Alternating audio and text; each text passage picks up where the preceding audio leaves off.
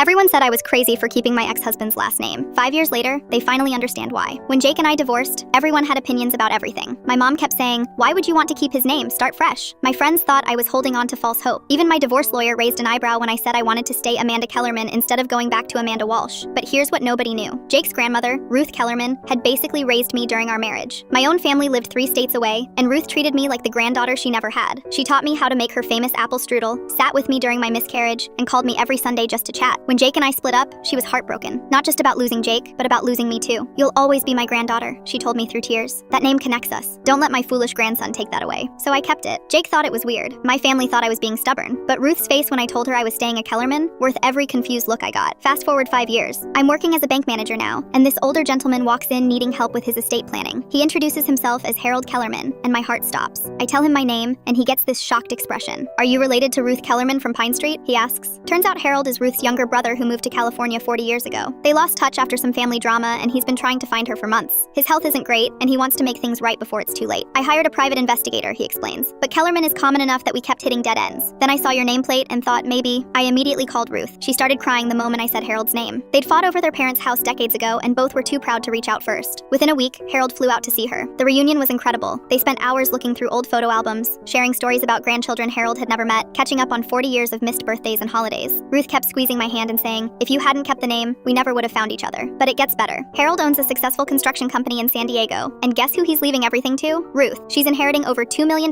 plus his business shares. She immediately started planning how to split it between all her grandchildren, including me. "You stayed loyal to this family when you didn't have to," she told me. "That means something." Jake found out through his cousin and showed up at my apartment last week. Not to congratulate me or anything like that. He was furious. "You only kept my name for money," he accused me. "You probably planned this whole thing." I laughed in his face. "Jake, I had no idea Harold existed until he walked into my bank. But even if I did, I earned this. I was there for your grandmother when you weren't. I called her every week while you went months without checking in." He tried to argue that as Ruth's actual grandson, he deserved Harold's inheritance. I reminded him that Harold specifically asked Ruth about me during their first phone call. He wanted to know about the granddaughter who kept our family name even after divorce. Last month, Ruth officially added me to her will. I'm getting the same amount as Jake and his sister. The best part? She's using some of Harold's money to start a scholarship fund in the Kellerman name, and she wants me to help run it. Everyone who called me crazy for keeping the name has gone quiet. My mom actually apologized last week. "I guess you knew what you were doing," she said.